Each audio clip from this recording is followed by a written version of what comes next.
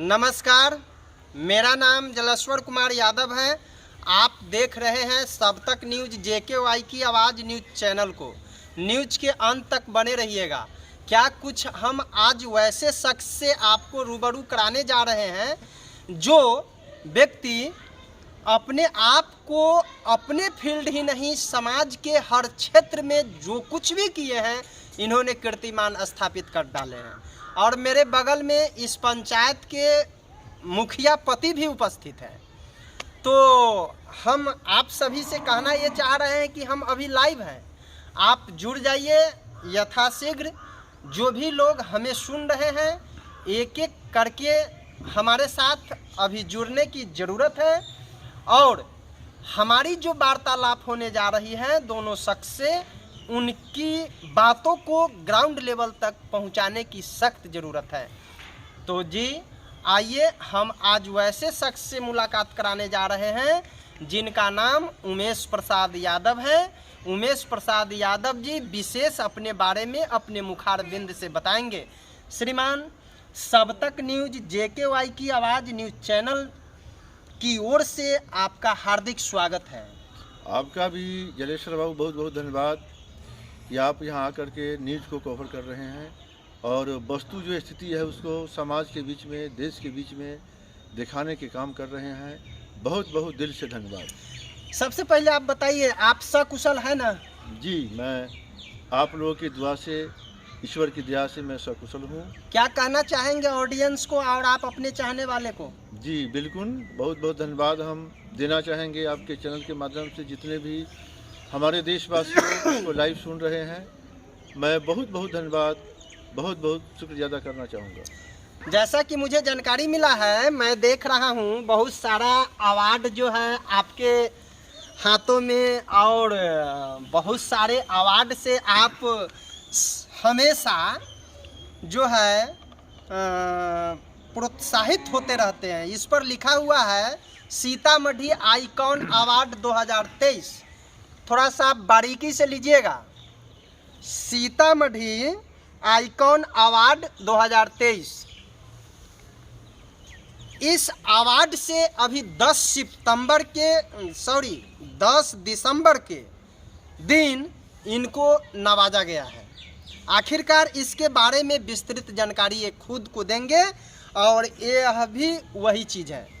Sitamarhi icon award 2023 certificate और प्रशस्ति पत्र है।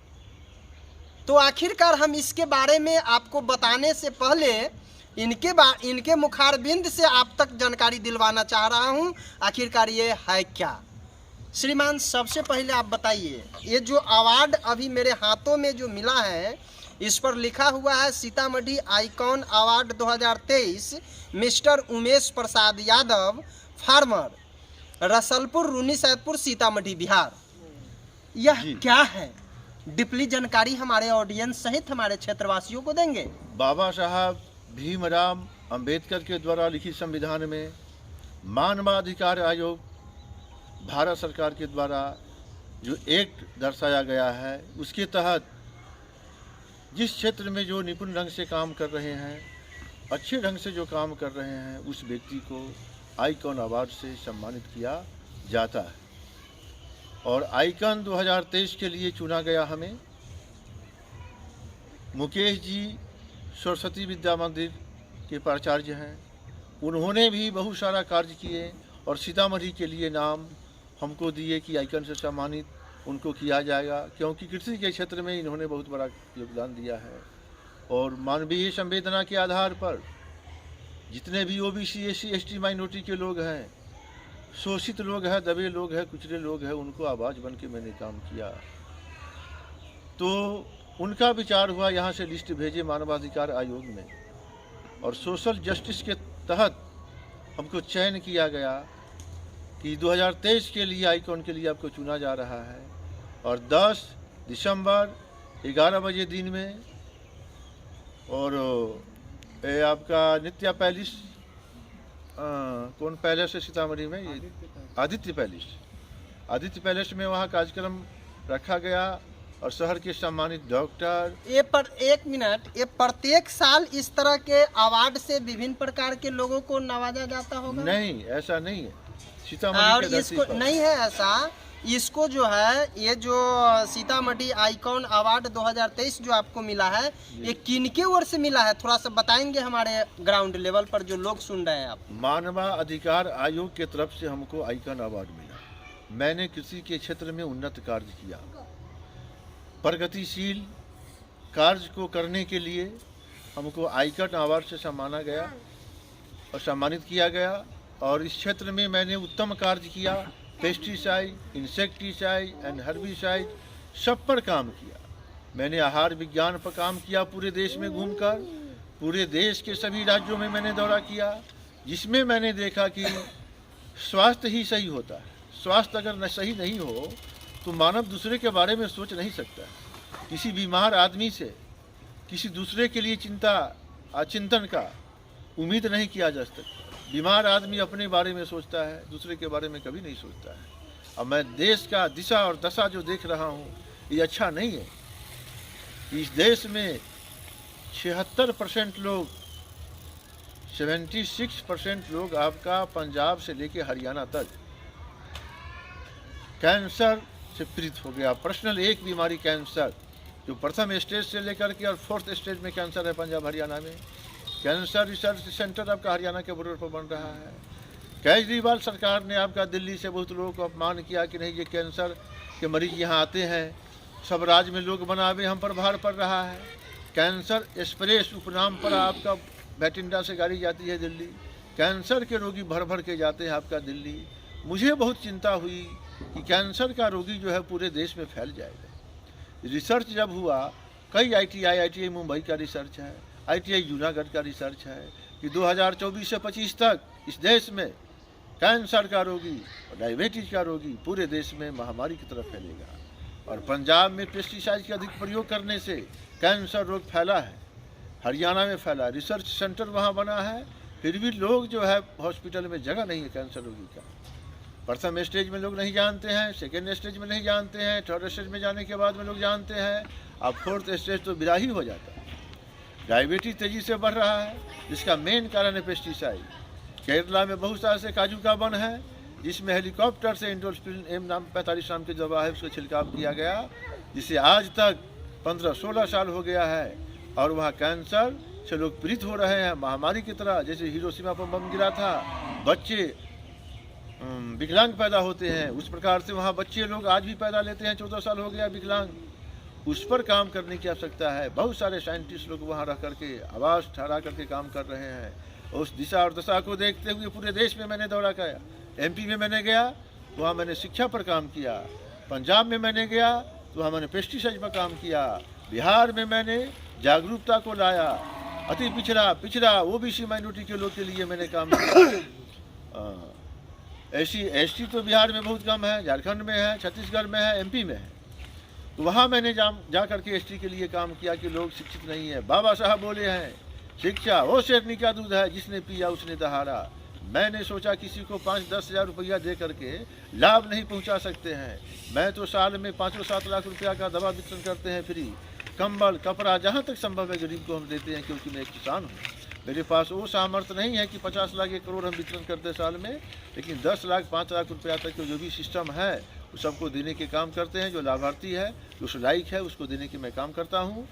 किसी के साथ शोषण होता है, जो शोषित लोग हैं करके जिस योजना तक जाने वाला जो लोग है, जिस जांच कमेटी तक जाने वाला जो लोग है, उस SC और ST OBC के लिए उस जांच कमेटी तक मैंने पहुंचाने के काम कर रहा हूं।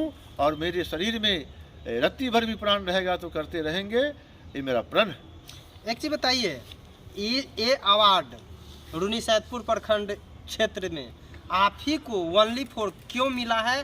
क्या कुछ आपने किया है? मैं इस अवार्ड के लिए तो मैं नहीं जानता हूँ कि मैंने क्या किया हूँ, लेकिन लोगों के द्वारा बताया गया कि आपने कृषि के क्षेत्र में पूरे देश में जो काम किए हैं, आपको राष्ट्रपति रामनाथ कोविंद के द्वारा, श्री राष्ट्रपति रामनाथ कोविंद के द्वारा पापू सभागार में सम्मानित किया गया था 17 कृषि रोड मैप की तरह। उसके बाद 2 बार आपका किसान श्री का अवार्ड मिला। एक बार किसान गौरव का जिला में अवार्ड मिला। प्रथम आप शख्स है जो हम ऐसा किए जिसको हम किसान गौरव का अवार्ड मिला। यूनिवर्सिटी पूसा में किसान अभिनव पुरस्कार से नवाजा गया।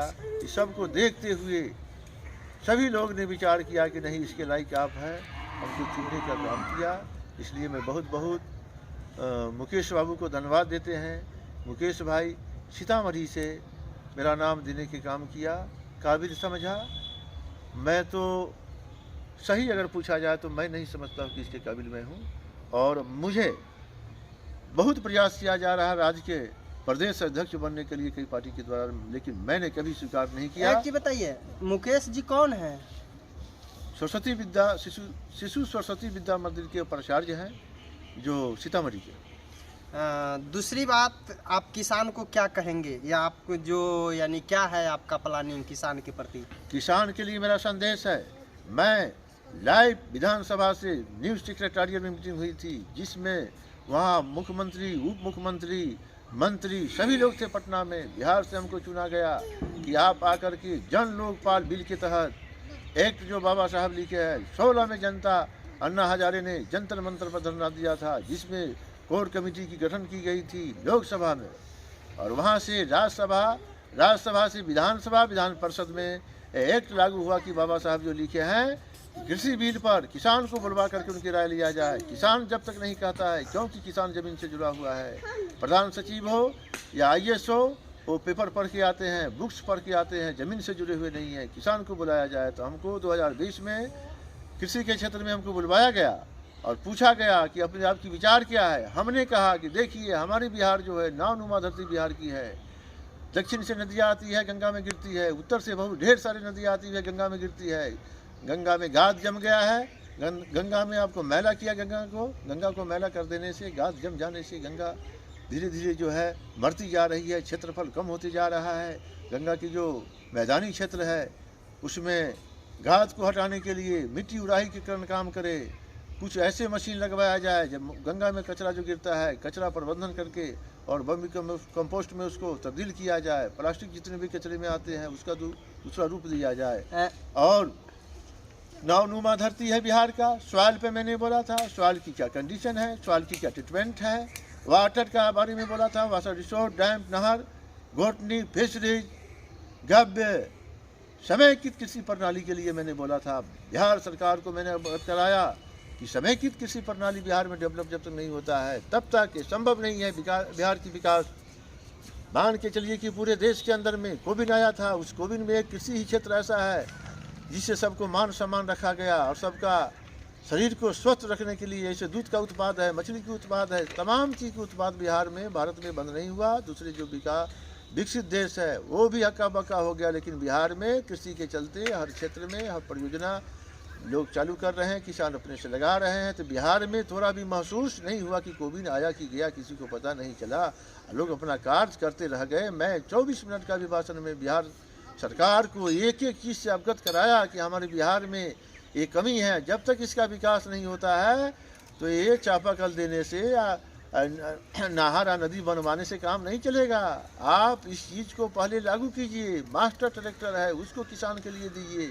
इसमें से एक मास्टर ट्रैक्टर को दिए हैं, ट्रैक्टर को हटा दिए थे हमारे कहने के बाद। फिर विधानसभा में दूसरा बार ट्रैक्टर को मास्टर में जोड़ा गया और मिल्क पर 4 रुपया बढ़ाया गया। उसके बाद कोई काम नहीं किया। इसके अलावा मेरा जो मनोकामना है, जो मन में जो दिल में जो बात है, एक एक बात को मैंने बिहार सरकार के वहाँ एक एक चीज़ को लिखित में दिया, मौखिक में मैंने बोला भी, इसको सरकार लागू करे। इसलिए हमको वहाँ बुलवाया था विधानसभा में, हमने अपनी बात को रखा था। उसके बाद अपने ओर से जितने भी शोषित लोग हैं उसको, जैसे किसी को शोषण करता है तो थाना में ले जाने के काम, अधिकार दिलवाने के काम, कोर्ट में ले जाने के काम, हॉस्पिटल में पहुंचाने के काम, अपने गाड़ी से एक पैसा किसी से हम लेते नहीं हैं, किसी से तेल तक नहीं भरवाते हैं, ले जाने के काम करते हैं। इसलिए इस सभी बातों पर मद्देनजर रखते हुए मुकेश जी ने मेरा नाम दिए सीतामढ़ी से और दिल्ली से सैंक्शन होकर के आया। उसके बाद अवार्ड का चयनित किया। एक चीज़ बताइए, ये यहाँ जो है अंग्रेजी वर्ड है आइकॉन अवार्ड, और आपकी आवाज़ अभी ग्राउंड लेवल पर अधिकांशतः जो अनपढ़ लोग हैं, पढ़े लिखे भी लोग हैं, जो उतनी अंग्रेजी को नहीं जान तो रहे आई हैं कौन आप? वो सर जी। वो लोग भी सुन रहे हैं। तो मैं चाह रहा हूँ कि ये आइकॉन अवार्ड क्या है उसका अर्थ बताइए ताकि वो लोग समझ पाए। आत्मसम्मान के अवार्ड को आइकन अवार्ड कहा जाता है। आई मीन्स मैं, मेरे सम्मान को, मेरे आत्मसम्मान के लिए ये अवार्ड को चयनित किया जाता है। मानवाधिकार आयोग किसी भी व्यक्ति को दबे कुचले, शोषित, लाचार, मजबूर वैसे प्राणी को जो मदद करते हैं प्रत्यक्ष रूप से या अप्रत्यक्ष रूप से। प्रत्यक्ष रूप से मैंने दवा, कंबल, कपड़ा देने के काम किया, हॉस्पिटल और कोर्ट तक पहुंचाने के काम किया, अधिकार और न्याय दिलवाने के काम किया। अप्रत्यक्ष रूप से मैंने कहीं भी जाते हैं देश के अंदर में तो पेस्टिसाइड पर, इंसेक्टिसाइड पर, हर्बिसाइड पर काम करते हैं। लोग को पता नहीं चलता है, लोग तो सब खा रहा है कि सब अच्छा ही है। मैं सारे जगह यहाँ आहार विज्ञान का भी क्लास लिया निःशुल्क। सदर हॉस्पिटल में हमने क्लास लेते हैं आहार विज्ञान का। आहार असाध्य रोगी जो है, जैसे क्षय रोग हो गया, टीबी जिसको कहते हैं, एड्स हो गया, ब्लड कैंसर हो गया, ये सब असाध्य रोग में गिना जाता है। डॉक्टर यहाँ तो जो मेडिसिन लिखते हैं वही डॉक्टर पंथ भी लिखते हैं, जबकि दूसरे स्टेट में जाएंगे कि पंथ का डॉक्टर ही अलग होता है, मेडिसिन का डॉक्टर अलग होता है। जो मेडिसिन पढ़ता है वो पंथ क्या जानेगा। ठीक है सर।